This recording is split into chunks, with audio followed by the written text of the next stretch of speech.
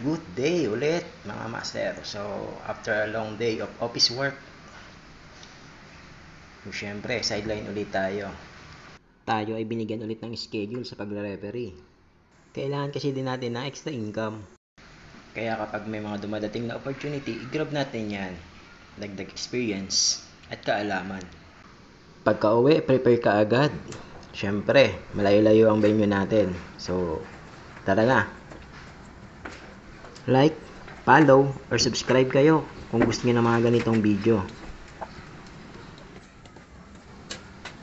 At daan tayo kay Chairman. Syempre, siya yung kasama natin. May palibreng kinilaw pa yan. Sana all! Time check, 5:48. So, umaga tayo nakapunta sa venue. So, syempre, kailangan ng referee talaga ang maaga. Hindi yung mga player ang naghihintay. Dapat 15 to 30 minutes nandiyan ka na sa venue. Stretching muna tayo para iwas injury. So, start na ng ating liga.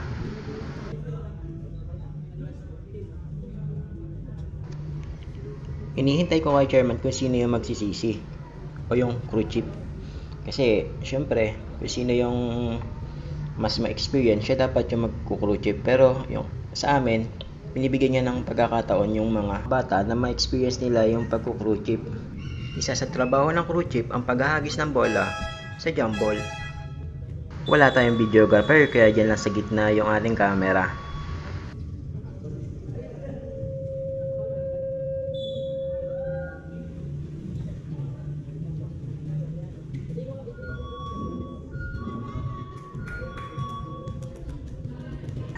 Tapos na yung unang laro. So, pangalawa, at least meron na tayong videographer. So, makikita natin kita paano yung ibang highlights ng mga tawag ko. Kaso, nagkwekwentuhan, kaya hindi makapag-focus. Shoutout sa'yo, Kuyang Bilog.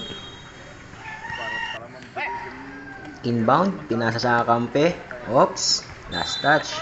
Ball out of bounds, tawag tayo dyan. Ano pa yun eh? Nanalo yung mga 17, 18.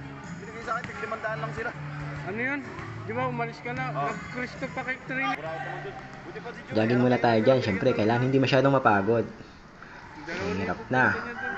Nagkakaedad na tayo.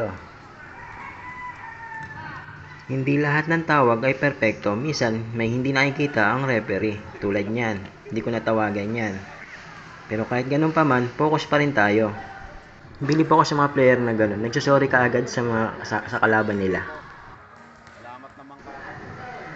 Ito, transition. Ganda ng layup niya. Good 2 points. Galing. Ito, kahit hindi tayo nag-hand gesture ng counting, pero nagbibilang pa rin tayo niyan. For 8 seconds violation.